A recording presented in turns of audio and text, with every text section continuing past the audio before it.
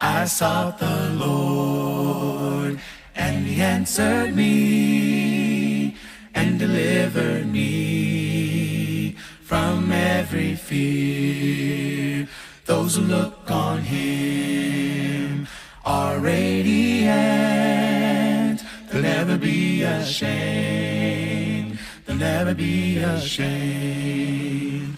This poor man cried, and the Lord heard me and saved me from my enemies. The Son of God surrounds His saints. He will deliver them. He will deliver them. Magnify the Lord with me. Come exalt His name together. Glorify the Lord with me. Come exalt His name forever.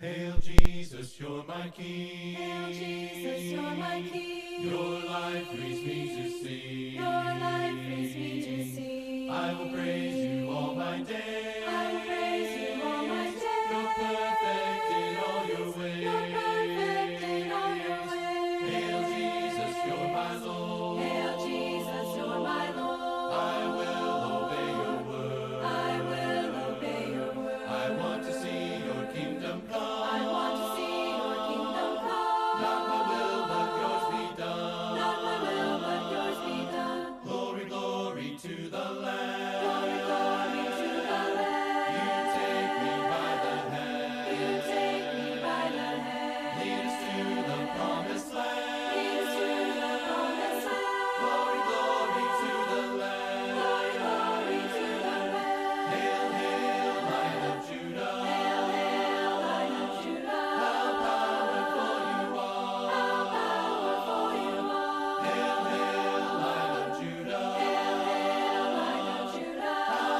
wonderful you are. How wonderful you are. Glory, glory to the Lamb. Glory, glory to the Lamb. You take me by the hand. You take me by the hand. Lead us to the promised land. Lead us to the promised land. Glory, glory to the Lamb. Glory, glory to the Lamb. Hail, hail, Lion of Judah. Hail, hail, Lion of Judah. How powerful you are. How powerful you are. Hail, hail, Lion of Judah. Hail, hail, Lion of Judah. How wonderful you are. How wonderful you are. How wonderful you are. How wonderful you are. How wonderful you are.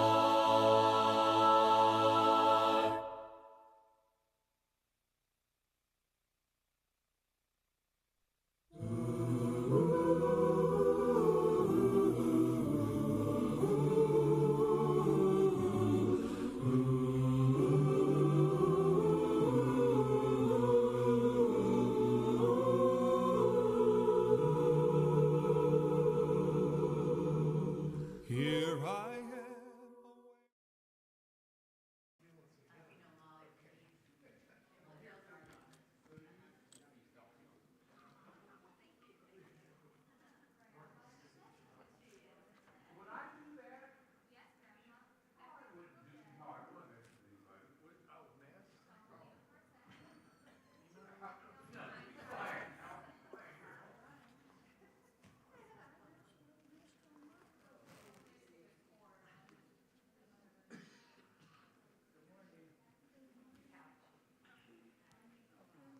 Morning, baby. Good to see you.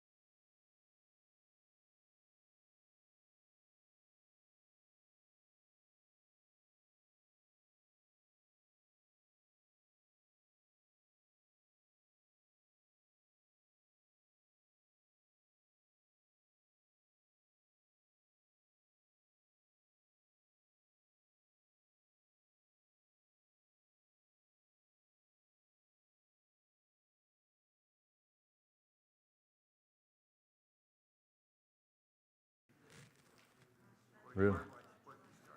Things that jump in your mind and you might want to add, you know?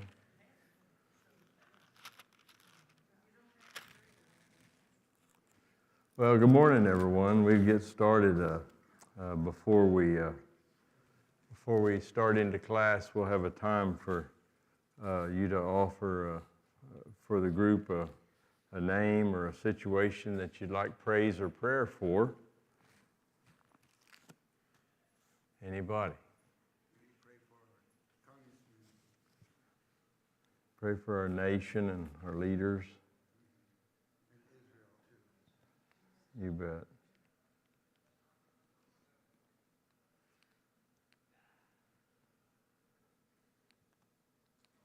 Got that. Bless you. Praise for the luncheon yesterday.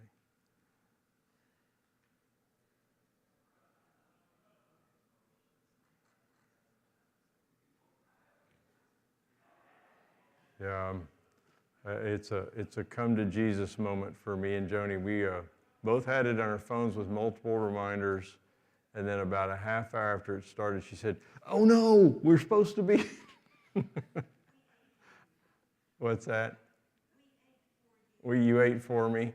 Well, I doubt that you could take care of that task, but I appreciate the sentiment. But yeah. That's pretty pitiful. I guess when you're so senior, you can't remember the senior luncheon.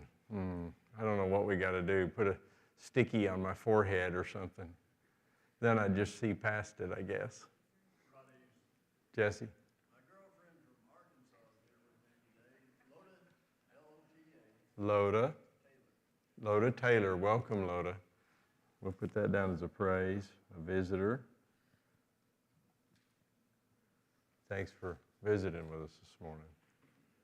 Chuck? Brandon Roberts last night, and prays that he finds a good congregation down there.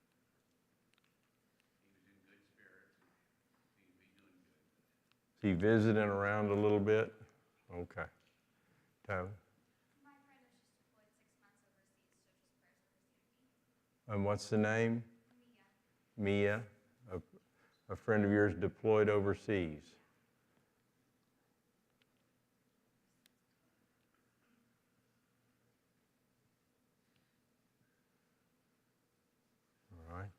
Anybody else before we get started?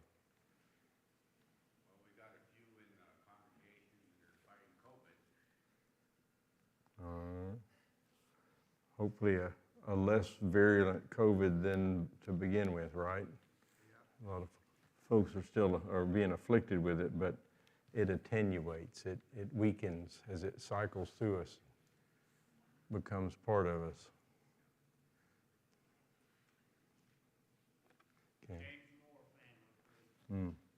Yeah, James Moore, if you hadn't heard, he passed, and the whole family's going to be grieving and celebrating and all that mixed together here in these coming days.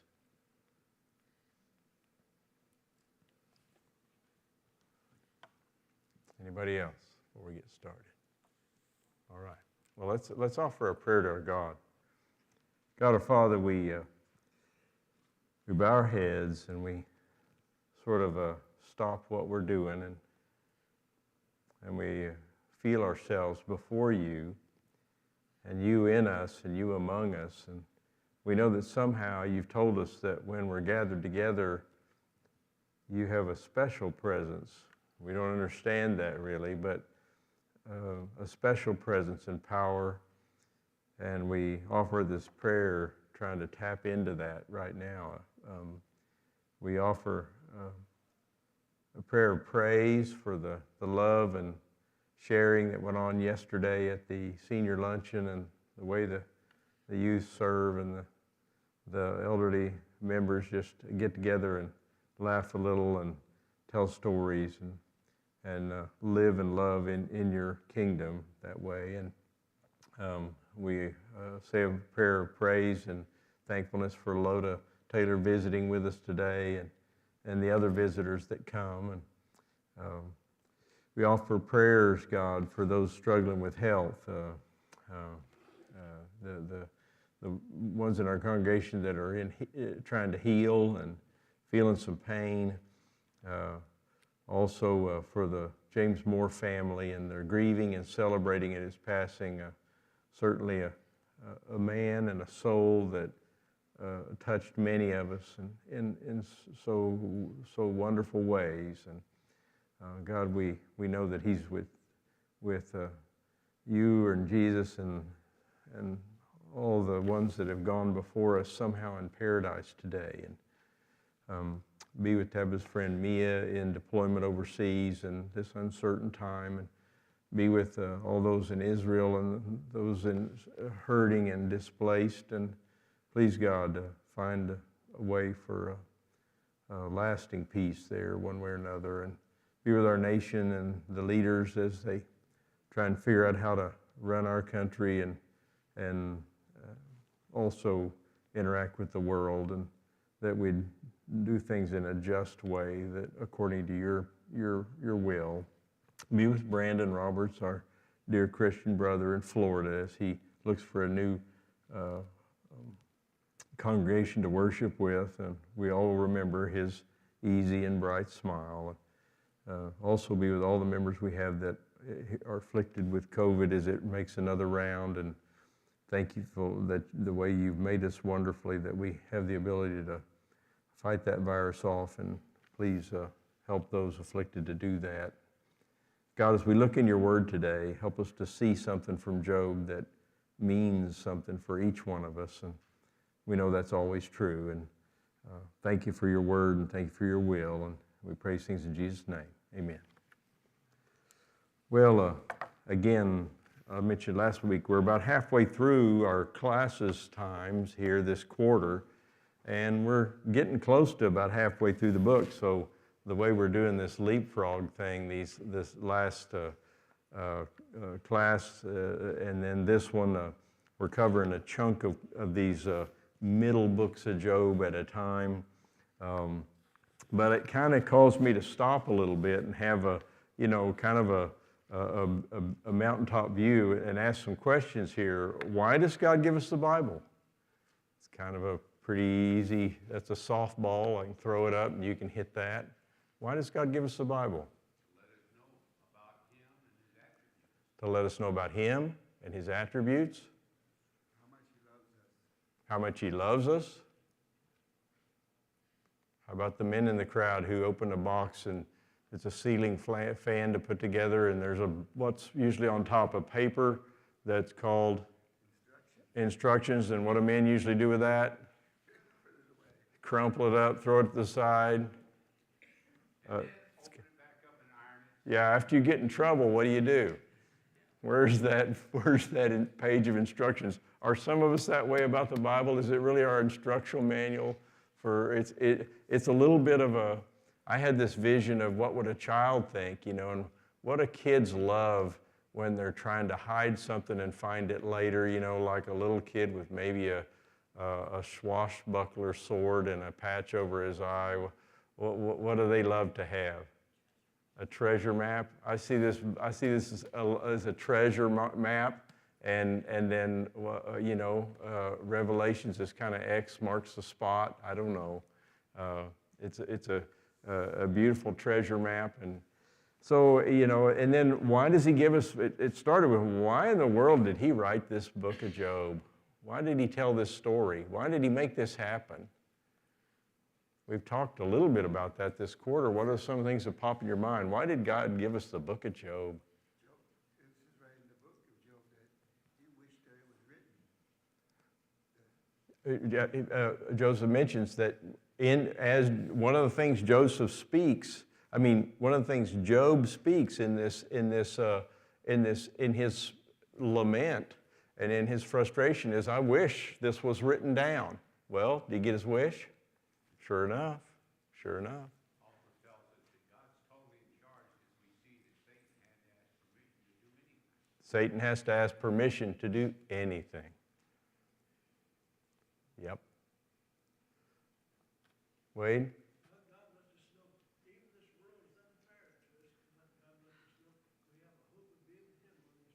Yeah. Even if this world is unfair, that's an interesting thing.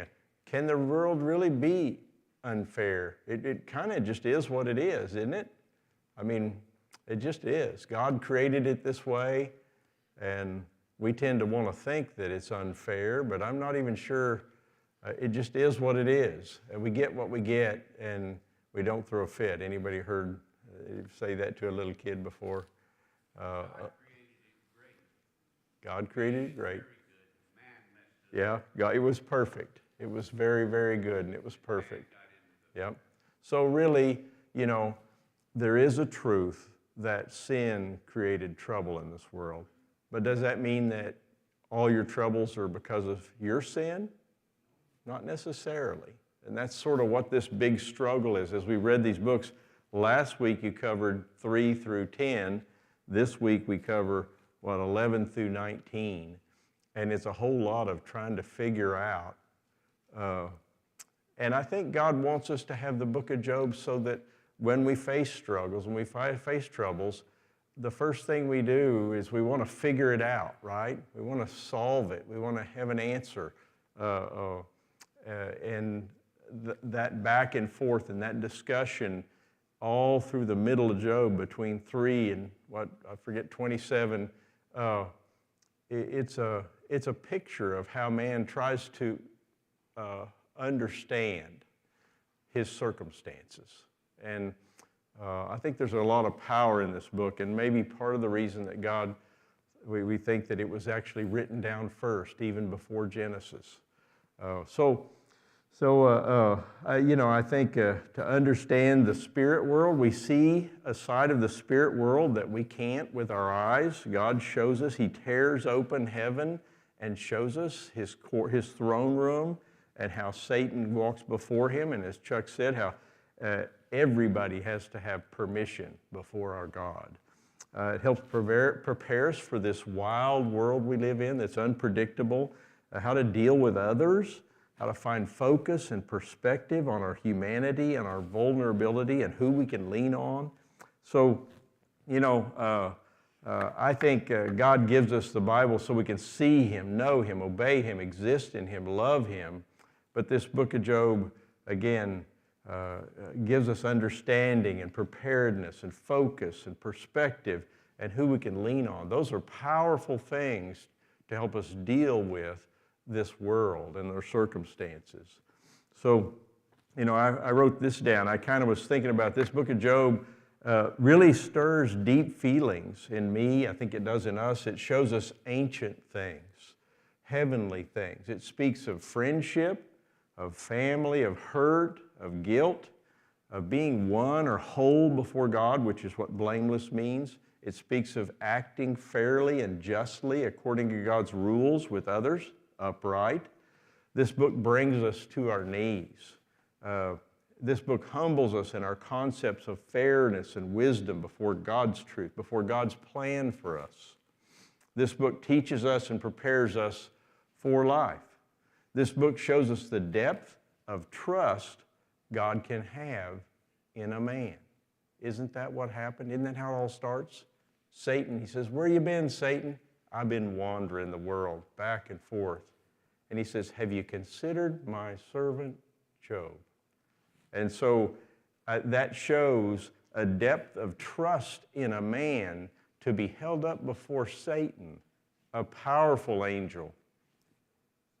And it shows us also the depth of trust a man can have in God. So those are some sort of, wait a second, I need to step back and look, and as I prepared this lesson, think about this a little bit. And there's more. This is just some of what I wrote down. But I encourage you to sort of take time.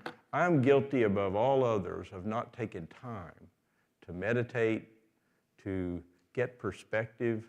I've always got something going on, work and preparing for class and running around with grandkids. And I'm building a truck out in the shop, and there's stuff going on we've got 100 employees. There's always something. I'm getting texts 4, 5, 6 times a day about got to solve this problem, got to solve that problem.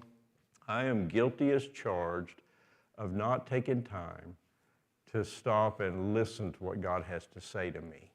And so it's a privilege to get to teach a class. I would encourage you all, if you haven't ever done it, pick a class. It can be a junior high, it can be elementary, it can be an adult class.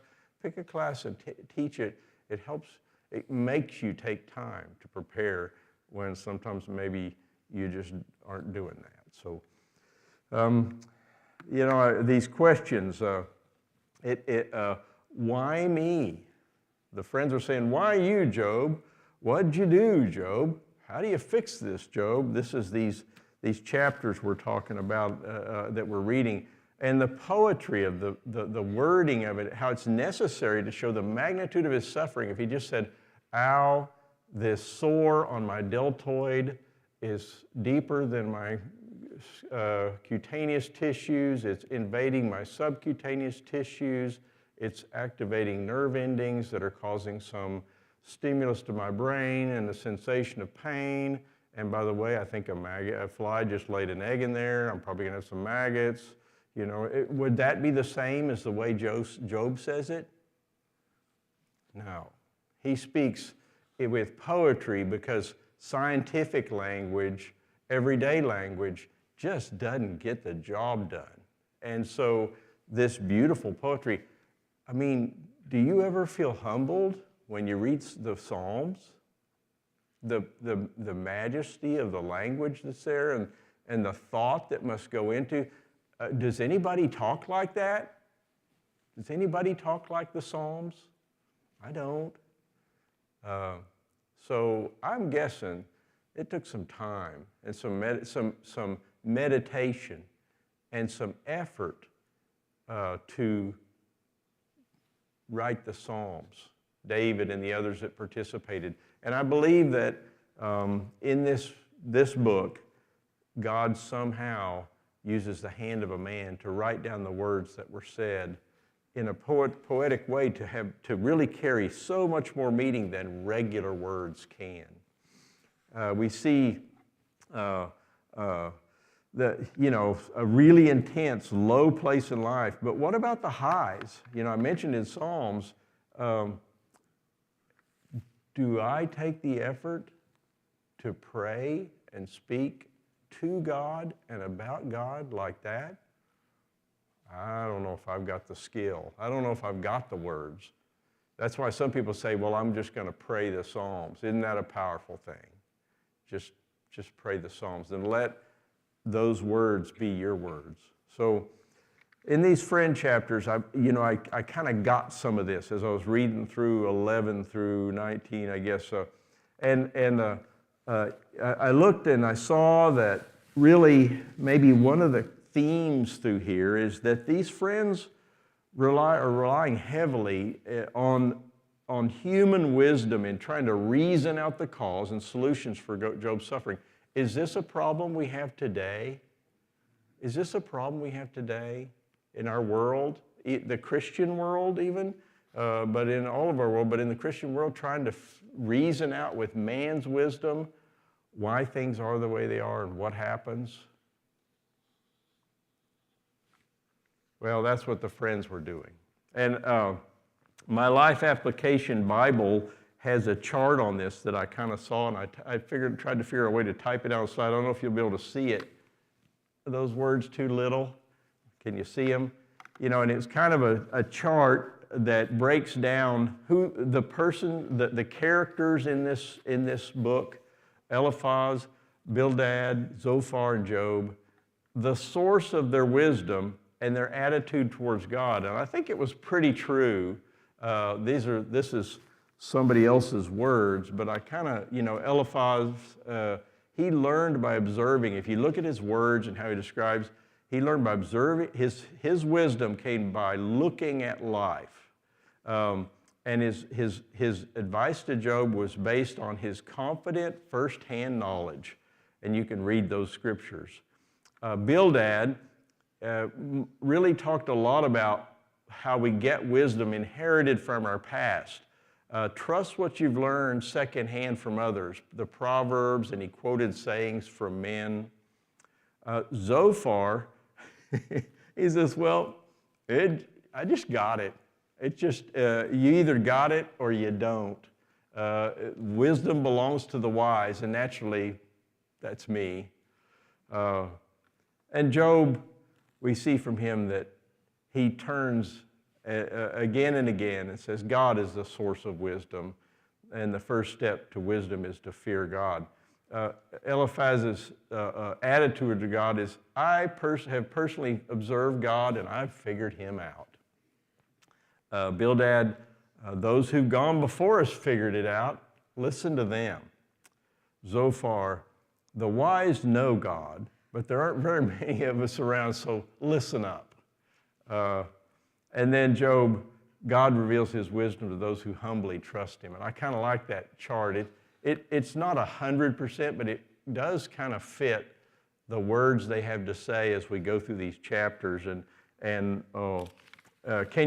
anybody see themselves in here besides down on the bottom line? I can see myself somewhere in there sometimes.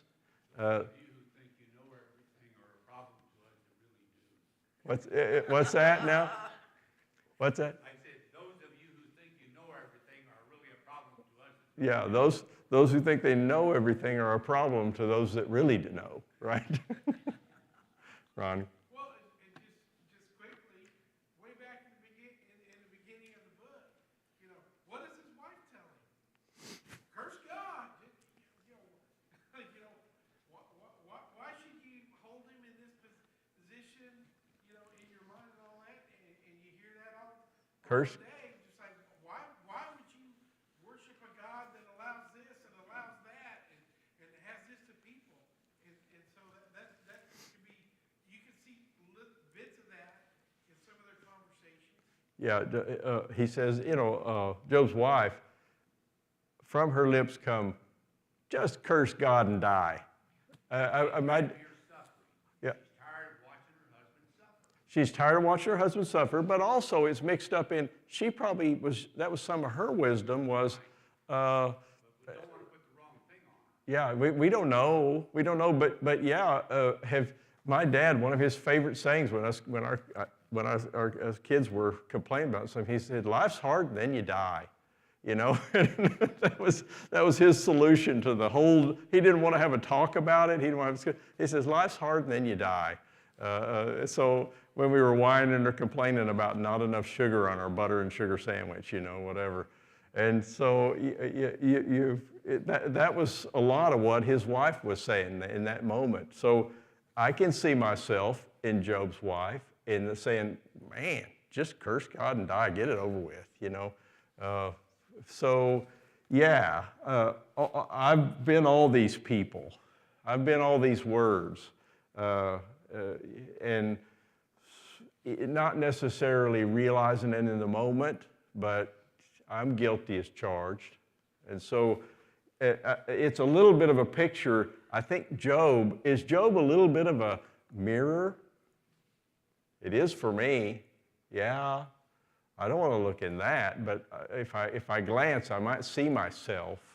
So yeah, Job, I think, and a lot of life's problems come from us trying to use our wisdom, human wisdom, from what we've observed, from what we've heard from others, inherited from the past, from just our natural brilliance that we carry around with us. That's what we want to lean on. And God's bringing that with this book, he brings all of humanity a little bit to their knees by saying, stop all that. Stop. It's me. Just let me take care of this. So I thought that was kind of powerful. Chapter 11, we're going to have a speed round. We got about a half hour to get through, 8 or 9 chapters. First comes chapter 11, Zophar the Naamathite. He was the least courteous friend. We'd read Eliphaz and Bildad had spoken in those previous. They rotate through.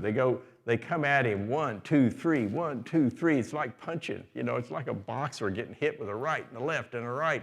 Well, Zophar steps up, chapter 11, And he's just pretty much the most arrogant and least courteous of the bunch. Of course, he's also the one that said, you either got wisdom or you don't, and I'm one of those people that do. He steps up, and I'll just read a few of the first words. Are these words, Job had just finished talking, are all these words to go unanswered? Is this talker to be vindicated? Will your idle talk reduce men to silence? Will no one be able to rebuke you when you mock? And then he goes on. And he just, verse 7, can you fathom the mysteries of God? Can you probe the limits of the Almighty? They are higher than the heavens. What can you do? And so he goes on, but then he acts like nobody can, but then he says, I can. And he really saw himself a little bit as a defender of God. Does God need a defender? Now, I think he loves having praisers and he loves having cheerleaders, but does God need a defender? Are we worried about what the score is going to be at the end of the game when the fourth quarter ends and the clock counts down? Are we worried how the game's going to go? We already know. We already know. We had it on tape. He's given us the recorded version. We already know how the game's going to end. He doesn't need a defender. He was probably central, southern Arabia. So, I already read this out loud. But verse 5 and 6, oh, how I wish that God would speak, that he would open his lips against you and disclose to you the secrets of wisdom, for true wisdom has two sides, and he goes on. So he's saying, I wish God would do it, but then he already knows. He says, but I know about all there is to know about wisdom. And so, we see this in chapter 11, Zophar speaking to him this way. Anybody else have an observation from chapter 11? Because we're going to cover these pretty quickly. Well, I have something about Stephen. God doesn't need us to defend him, but he wants us to. Right. In other words, Chuck says God doesn't need us to defend him, but he wants us to. In this mysterious way, he wants us to lift up his word, before men, to show him in our faith and in our lives like Job did. You bet. Well, chapter 12, Job replies, and I love these words. Chapter 12, verse 1 and 2, it says, then Job replied, doubtless you are the people, and wisdom will die with you. What does that mean? Wisdom's just going to die with you. What does that mean? It's kind of a funny statement. You guys think so much of yourself that when you die, no one else will be able to have this? Yeah, you're so wise but when you die, there won't be anybody even close to you. This is a heavily sarcastic comment, right? I think it's kind of cool. But I have a mind as well as you. I'm not inferior to you.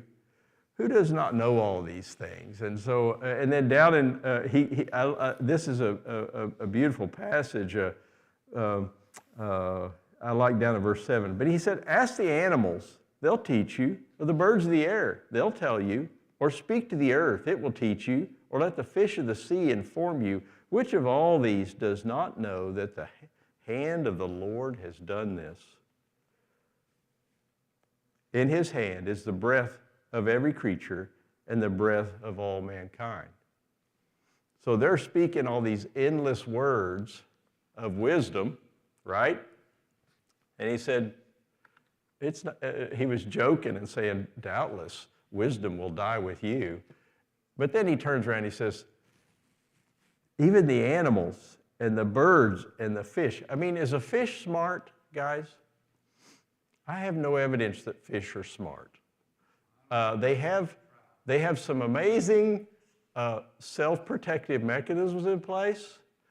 They understand. I mean, if you ask a salmon that can go out and swim the whole sea and then come back to the mouth of the river it came out of 3 years ago, swim up that river to the exact pond or lake that it was hatched out of an egg in. Can anybody in this room do that? No. I would challenge you. I can't hardly, even with Google Maps, I can hardly find where I'm going. But they have an innate understanding of their creation, right? How can a bird fly from Canada to South America and back every year? It's like this big, little hummingbird. How do they do it? They're driven by an understanding of what they are and what their purpose is. And what he's saying here is even simple-minded animals know where their breath comes from. They understand their Creator. And he's sort of bringing them down to their knees a little bit. But I'll read verses 13 through 25. To God belong the wisdom and power, counsel and understanding are his. This is Job's words. What he tears down cannot be rebuilt. The man he imprisons cannot be released. If he holds back the waters, there is drought. If he lets them loose, they devastate the land. To him belongs strength and victory. Both deceived and deceiver are his. He leads counselors away stripped and makes fools of judges. He takes off the shackles put on by kings and ties a loincloth around their waist. He leads priests away stripped and overthrows men long established. He silences the lips of trusted advisors and takes away the discernment of elders. He pours contempt on nobles. He disarms the mighty. He reveals the deep things of darkness and brings deep shadows into the light. He makes nations great and destroys them. He enlarges nations and disperses them. He deprives the leaders of the earth of their reason. He sends them wandering through a trackless waste. They grope in darkness with no light. He makes them stagger like drunkards. So, listening to all this from Zophar, Job replies with sarcasm, I'm bringing you down to simple, even the animals know where their breath comes from. And then this last statement about how it talks a lot about the world and politics, and it gets down to the nitty-gritty. You watch. What God tears down cannot be rebuilt. So, I think he says again, I'm not inferior to you. And then it says, I love this verse 3, I desire to speak to the Almighty. And this is in chapter 13. We move to the next one. Sorry about that. Job still speaks here. But I desire to speak to the Almighty and argue my case with God. Really, this chapter 13 has maybe arguably the most memorable verse from the book of Job. Though he slay me, yet will I hope in him. Is this a verse that sort of sticks in your head from the book of Job? It's pretty easy to memorize that one. Who does this sound like? Who does this sound like? Paul?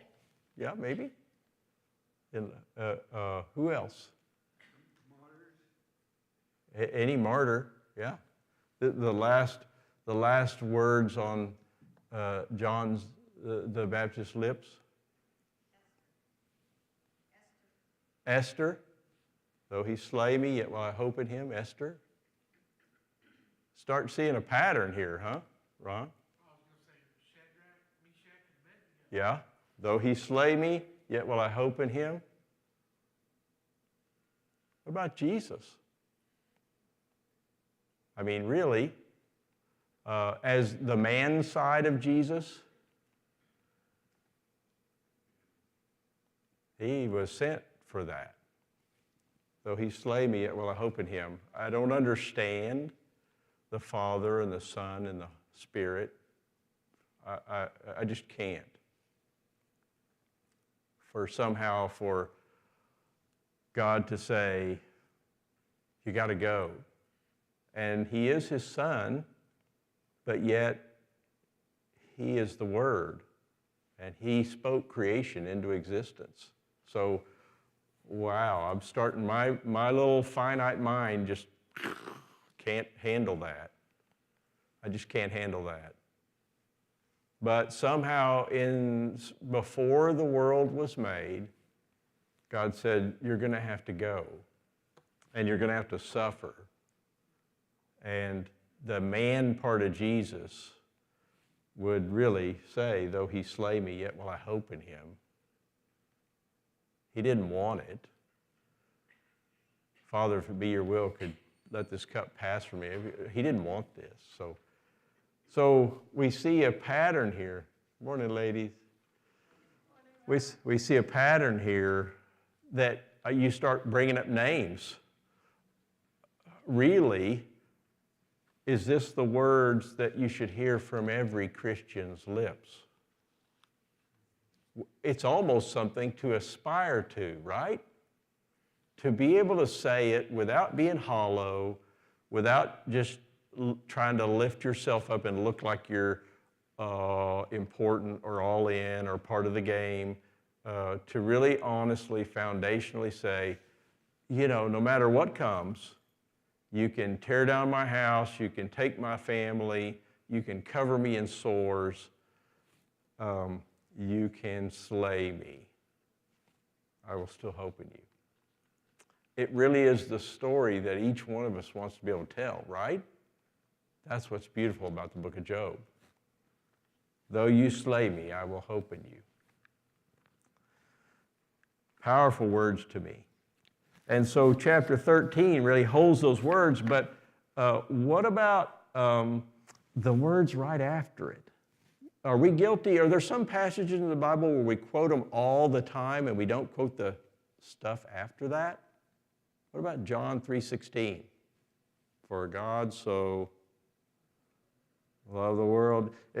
But the verses after it, kind of powerful. We kind of leave them out.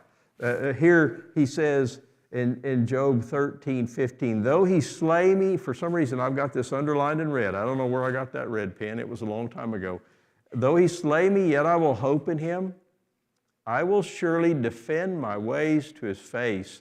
Indeed, this will turn out for my deliverance, for no godless man would dare come before him. The last part of that's really as maybe more powerful than the first part, right? Though he slay me, I'll hope in him. Chuck? With what's there, takes it back to the verse that I center in on when I think of Job. Have you considered my servant Job? Yes. There is none like him. There's none like him. Thought about, God saying, have you considered my servant Job? There's none like him. Now, not for the same reason as Job, but it's just that thought that God knows each and every one of us so well that he could say that about his servant Job. And he says this, for no godless man would dare come before him. Yeah. It's an illustration that God chose the right guy. But can't we all be that human? Can't we all be in this army, the army of Job? Can't we all say, though you slay me, though he slay me, I will hope in him. Nothing can break my hope. What an amazing thing. When he said there's none like him, maybe we carry that a little too far. Certainly, sometimes maybe it's true, like, this is the best I got. But it could be that he's just unique, and God knew he was powerful enough to not be tempted beyond what he could stand in his suffering, and that he would always turn back to God. But I'd like to think that God could say, have you considered my servant Charles? Have you considered my servant? And just go through the room and pick each one of us and say, I'll lift them up before Satan. Do you think that's happened? Do you think that's happened? Wade?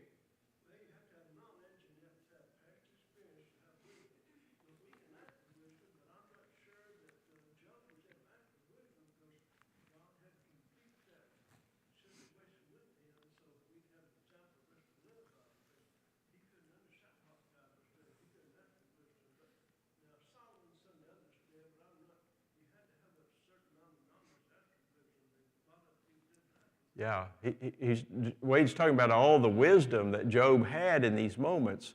And we know that Solomon was the wisest man that ever, it was God-given. But the wisdom, this book is a path to wisdom through Job's words and through his actions, you bet. What about, let's move to chapter 14. How about this first verse? Anybody remember this one? Man born of woman is of a few days and full of trouble. Now, does that sound, what did I say my dad said earlier whenever we'd be whining or complaining? Life's hard, then you die. Is that any different from man born of woman is few days and full of trouble? Few days gets the, then you die. Life's hard, full of trouble. So yeah, that was the West Texas version of Job 14:1. In chapter 14, we see down here in verses 13, 14, if only you could hide me in the grave and conceal me till your anger is past. If only you could set me a time and then remember me. If a man dies, will he live again? All the days of my hard service I will wait for my renewal to come.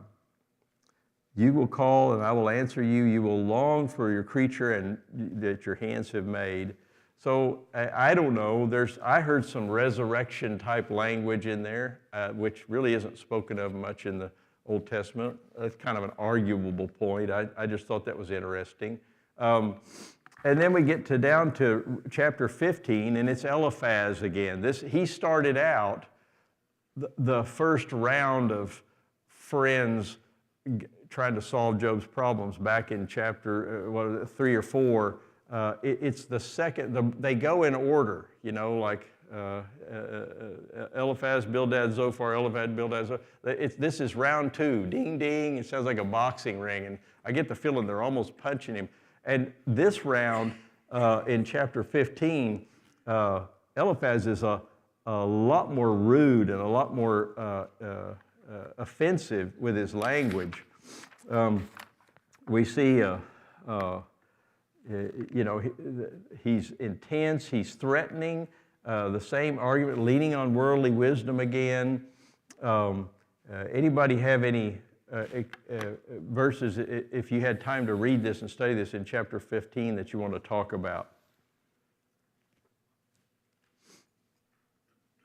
I've got a verse or two. You don't. How about verse 5? Your sin prompts your mouth and you adopt the tongue of the crafty, which is, you could say, is Satan. Your own mouth condemns you, not mine. Your own lips testify against you. And are you the first man ever born? Were you brought forth before the hills? Do you listen to God's counsel? He just really sort of beats him down, and you could hear this. If you read these words with passion, like they were probably said, they're even more hurtful.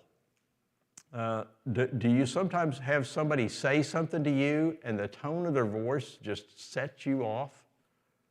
That's the way with friends, sometimes with spouses. It's not what you said, it's how you said it. And here in 15, Eliphaz's how he said it is pretty hurtful and mean. He emphasizes the experience and wisdom of their ancestors are more valuable than Job's individual thoughts. Old thoughts can be wise and based on God's precepts, but not necessarily. In other words, just because somebody always said it was good and true, do you believe it? Have we been guilty of that in the Church of Christ? A little bit? Can anybody remember some examples of, say, what the Church of Christ would teach or really hold and lift up as God's will and word that in the 1950s that are different today?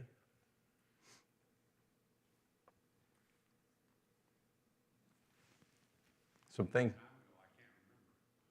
Well, it's too long ago, you can't remember. I remember a time when I first started coming to church, I was in high school, that the church I was going to said that the Father, the Son, the Holy Spirit, that the Holy Spirit was only the Bible. It was only, God's Word was the Spirit, and it wasn't in us. When he said, I'll give you the Spirit, it meant he gave us the Word. And, I've got on the front of my Bible, it's emblazoned, the sword of the Spirit. So I think there's been times when we've been guilty of saying something is the only way and the only truth, and maybe man's wisdom was a little wrong. I hope there's not a whole lot of that off my tongue and from my heart today. But that's where Eliphaz was going. He was saying worldly wisdom is what you got to trust.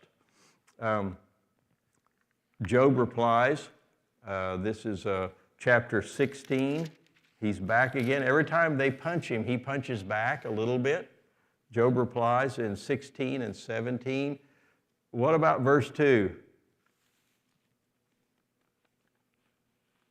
I've heard many things like these. Miserable comforters are you all. He's basically saying, you're not a whole lot of good to me. Verse 5, my mouth would encourage you, comfort from my lips would bring you relief. That's what he's wishing they would bring. And we can, from these chapters, remember, don't just talk to talk or sermonize with pat answers or accuse and criticize, but put ourselves in somebody else's shoes. Anybody ever seen this quote on the bottom here? I like it. There's so much good in the worst of us and so much bad in the best of us that it ill behooves any of us to find fault with the rest of us. I've heard it with a little different language, but I like that one. Let me show you another one that I remember. And I don't know if you can read that from the back. This is one that was in a church bulletin at Springdale. I remember one time, pray don't find fault with a man who limps or stumbles along the road unless you've worn the shoes he wears or struggle beneath his load. There may be tacks in his shoes that hurt, hidden away from view, or the burden he bears placed on your back might cause you to stumble too. Don't sneer at the man who's down today unless you felt the blow that caused his fall or felt the shame that only the fallen know. You may be strong, but still the blows that were his, if dealt to you in the self-same way at the self-same time, might cause you to stagger too. Don't be too harsh with the man who sins or pelt him with word or stone unless you're sure, yea, doubly sure that you have no sins of your own. For you know perhaps if the tempter's voice should whisper as softly to you as it did to him when he went astray, it might cause you to stumble too. I like that one. Is there any untruth in there? I don't see it. I don't see it. You think that you would be strong enough not to stumble, but you didn't get hit the same way. And you don't have the same burden. So I like this. This is, I think, what Job is saying when he says in verse 5, verse 4 and 5, I can make fine speeches against you and shake my head at you, but my mouth would encourage you. Comfort from my lips would bring you relief. So it's a reminder when we're trying to figure out why things happened to people, better be careful how you judge. Chuck. His friends start out with the wrong premise about it because they think the only reason he suffered is because he sinned. Mm-hmm. Now, too often we make up our mind when we're talking, just like what we got through reading there, and we don't take into ourselves the fact that maybe I'm wrong in my premise. And if I'm stubborn and hard-headed, I'm going to fight back twice as strong, which is what the friends do. Yeah. So that teaches us that when we have something there and our friends come up with something different, sit back and be quiet for a little bit and think. Yeah, that first 7 days when they sat with Job for 7 days and didn't say a word were pretty sweet, weren't they? it's okay that they began to speak. First, obviously, he began to speak first. It's okay that they began to talk, just not what they said. What Job is saying is, my mouth would encourage you and comfort for my lips would bring you relief. Instead, they began to accuse. They began to accuse. And that's a little bit of when we see someone stumbling or having difficulty in this world, we don't know what the path we'd have taken if we were hit the same way, hurt the same way. And I think there's power in those words. So chapters 17 and 18, really Job continues to speak. He's in 16 and 17, chapter 17. And really, chapter 17, my spirit is broken, my days are cut short, the grave awaits me. Surely mockers surround me. My eyes must dwell on their hostility. So he's seeing, we don't have evidence of a whole lot of other people around. He does mention that in his suffering, other folks had mocked him. And it could have been before these three friends came by, children and etc. So it was a little bit like the town square in those medieval pictures where they put somebody in the stocks and they've got their head and their hands stuck through there.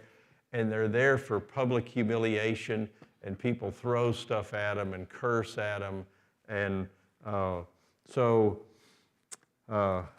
Job's feeling some of that.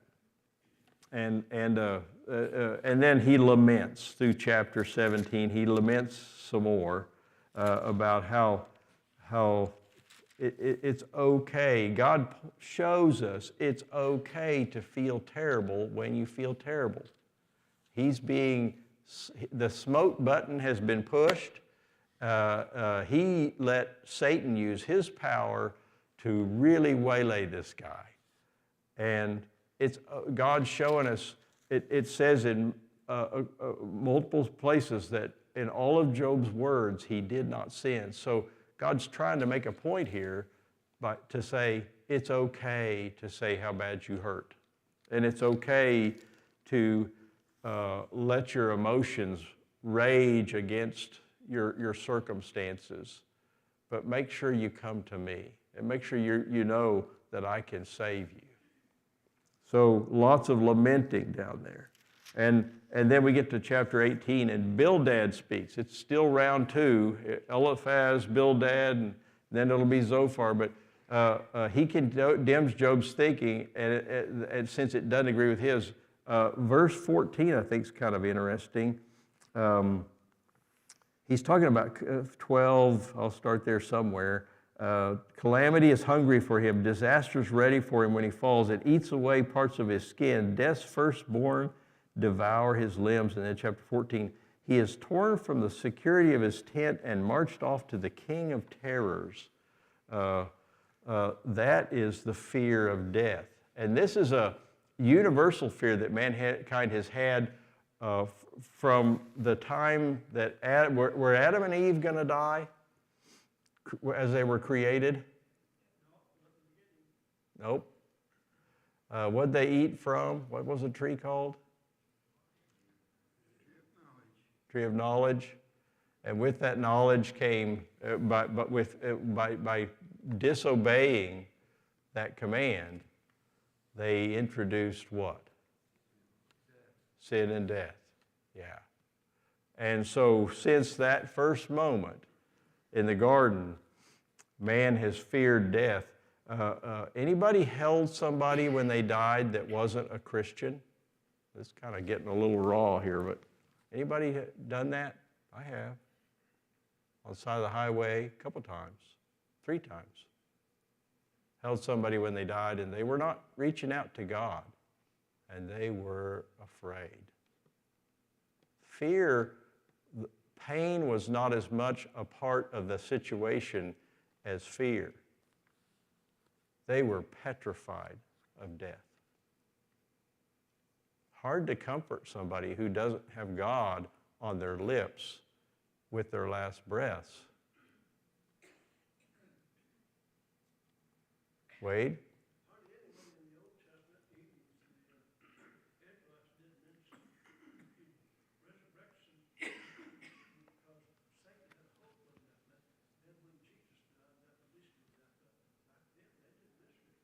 They didn't have they didn't have a real good, clear concept of resurrection, did they?